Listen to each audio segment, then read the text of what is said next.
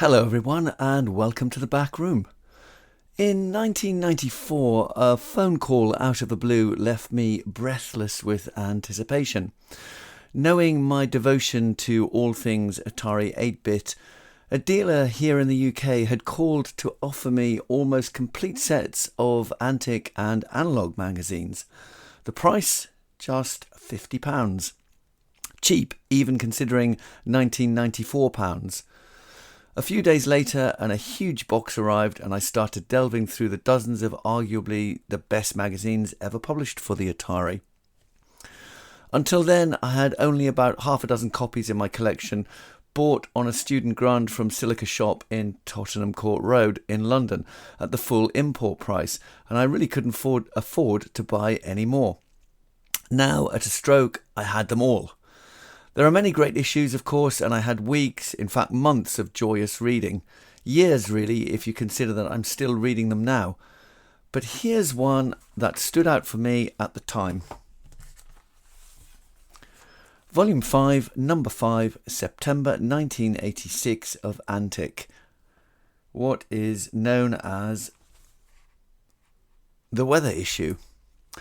I'd always been geekily interested in weather monitoring, and I love shortwave radio, and now at a stroke, via the glorious pages of Antic, these two things were combined with the Atari 8-bit computers to enable users to download, decode, save and print wefax weather charts and pictures from shortwave stations. There was a simple interface to build, software to type in, and then by tuning to the given frequencies on a radio equipped with shortwave and SSB or a BFO, you had your own monitoring station built around an Atari 8-bit computer. I was in heaven. I acquired the few simple components for the interface and built it. And here it is, still with me 30 years on. Here's what Antics looks like. And here's mine. Miraculously, it actually still works, but more on that later. First, let's have a closer look. Now, on the top, there are two knobs and an LED. The one on the left adjusts contrast and the one on the right tunes the signal. Set these two knobs correctly and the red LED will flash in time with the received wefax signal, which, if you've never heard one before, is a kind of chirping sound with pulses either side for syncing and ending the transmission. It sounds like this.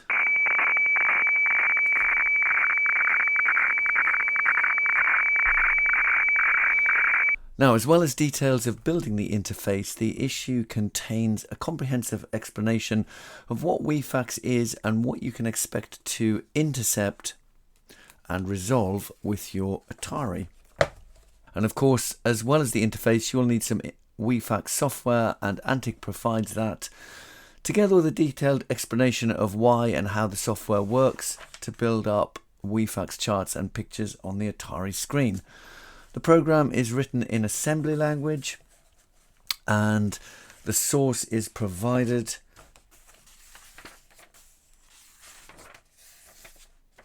along with the object code for you to explore and change at will. And there's even a version of the program for ST owners written in ST Basic, which uses the same interface. So if you're an ST owner, or if you were an ST owner at the time, you didn't need to feel left out. You could also resolve wefax pictures on your ST, and in fact, actually, you get a much better resolution, but we'll have a look at that later when we come to download some wefax pictures. So now let's open up the interface and have a look inside. Now, if we start by looking at Antic's interface again, you can see they've made a very neat little circuit board here. Could have been smaller, of course, and they could have shortened these cables, but anyhow, it looks pretty neat, and they've gone to the trouble of putting legends below these knobs, so it's obvious what they are used for. And I think this is housed in a metal case too. I used a plastic case, which is what I had on hand. Let's just move these out of the way. So turning it over, we have some Phillips screws. These are number 1 if I remember rightly.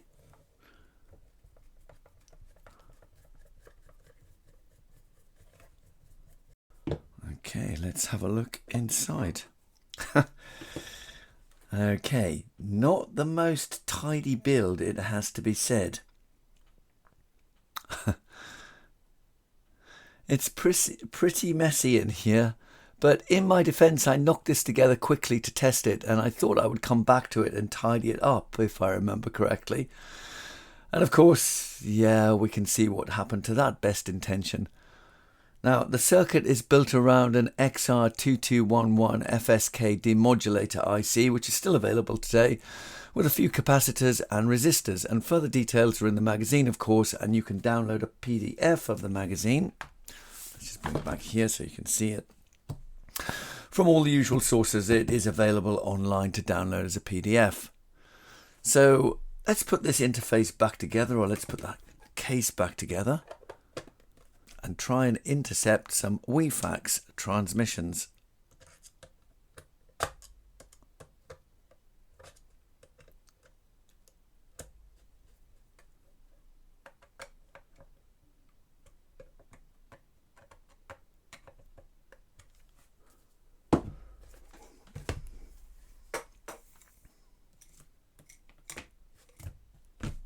Alongside the interface, an Atari 8-bit is required, of course, and here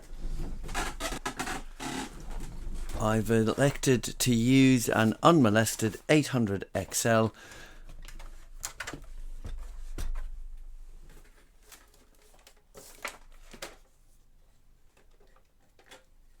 and a matching 1040 disk drive. This drive is the one I repaired in a previous episode, in fact.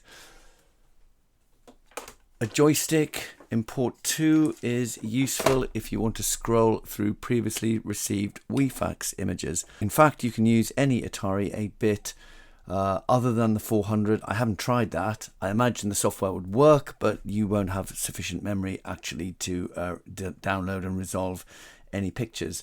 You'll also need a receiver of some sort too, of course, and if you're new to shortwave listening, search YouTube for the kind of equipment available cheaply for beginners.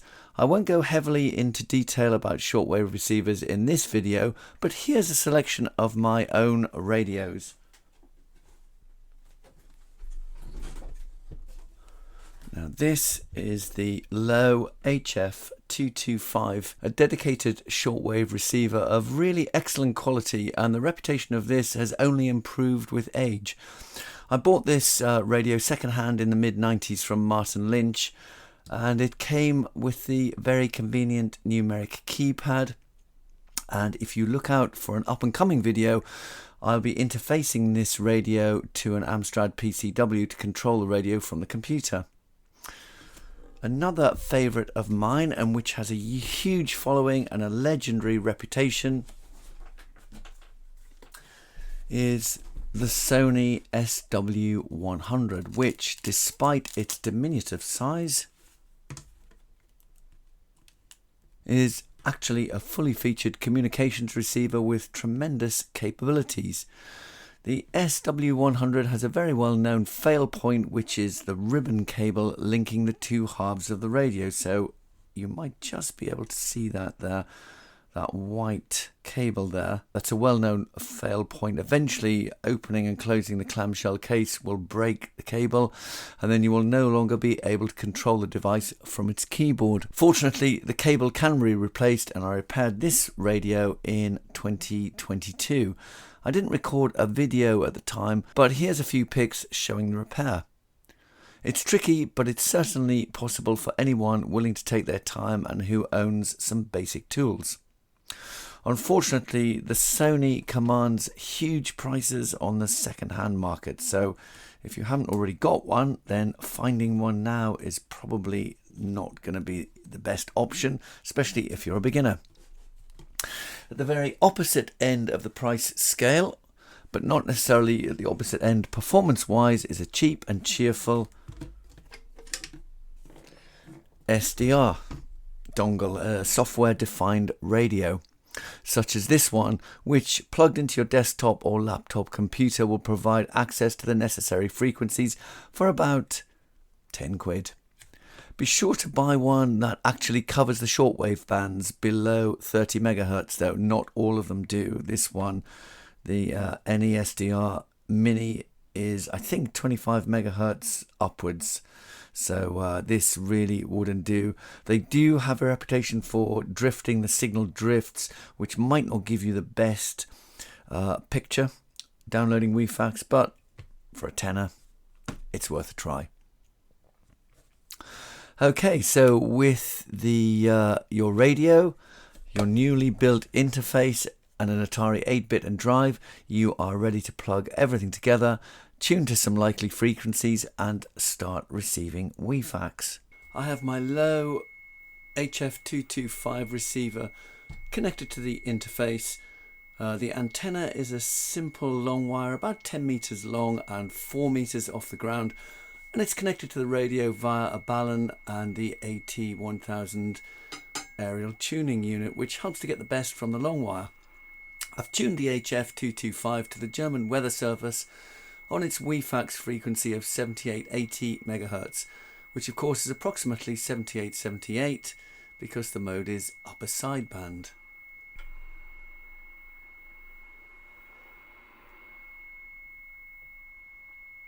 The 1050 is connected to the 800XL, as is the interface here in joystick port 2 and a joystick in port 1. And to make everything super simple, the 1050 is also connected to my Mac via an SIO to USB device, so that I can save and print quickly and easily. I'm using my Kaga green screen CRT monitor, and the joystick itself is used to scroll the screen vertically and horizontally so you can navigate your way around a received image. The numbers at the foot of the screen alter how the software receives faxes. At the left, the K number is a line skip count, and I find that setting this to 1 skips every other line and is an ideal setting. The value in the middle corrects a slanting picture, an artifact of the transmission process, and I leave this at the default of 0476, and the value to the right is the number of internal clock ticks between plotting each pixel. And the default of this is 1873, which is of course for an NTSC Atari in North America. And for a PAL Atari, I find that a value of 1856 here works well. So I can hear a carrier signal on the frequency, and so now I tune the interface so that the red light is unlit and set the contrast to about halfway. So I just tweak the tuning so the light goes out. And as I said, set the contrast to about halfway. And now all we have to do is wait for the distinctive sync pulse, which signals the beginning of a wefax transmission, and then manually set the software to receive and decode by pressing R. As the sync pulses occur, I use the A key to adjust the dead area to the left side of the screen and line up the image. At that point, I can sit back and watch to see what is received and decoded. If it's something interesting, I can save the picture, print it, or else reset the software and wait for the next transmission. It should be said that some fax images work better than others on what is essentially a low-res system such as the Atari, and with some you will have difficulty in trying to decide just what the fax depicts. That said, lots of images decode really well, and with experience you will come to recognize more and more. And as well as receiving and decoding faxes off air, I can also load up previously saved faxes to view them and to print them. So by pressing L, I'm prompted to load wefax 1 or 2, and if I press 1,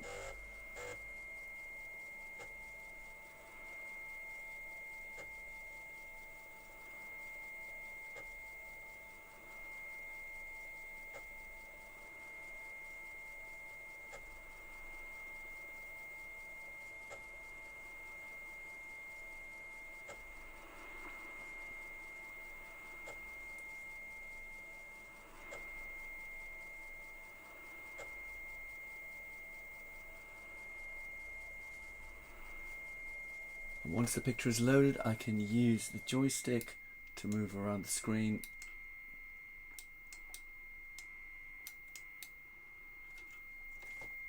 And I can do the same thing again and load another picture.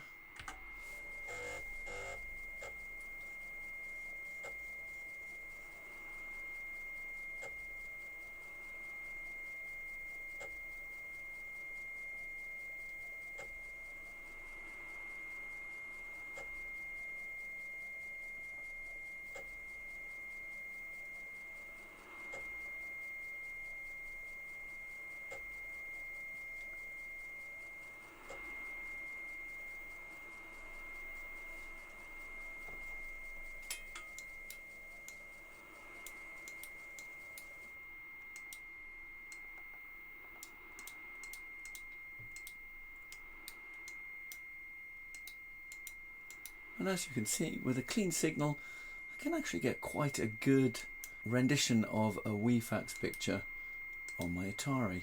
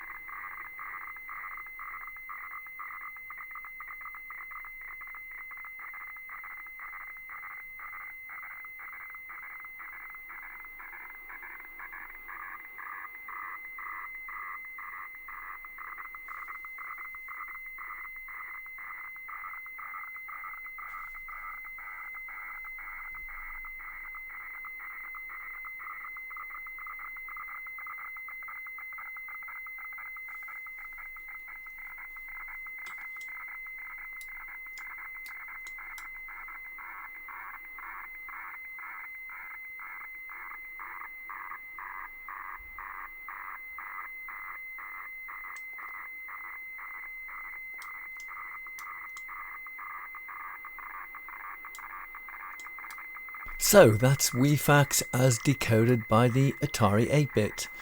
As I said earlier, the same interface can be used with the ST, and the software for the 16-bit machine appears in the weather issue. I'll make a much shorter video of the ST decoding wefax soon. I hope you didn't find watching wefaxes unfold on the screen too boring. I'm endlessly fascinated by what might be resolved, but I appreciate I'm probably in the minority. So thank you for watching everyone, and I'll see you next time in the back room.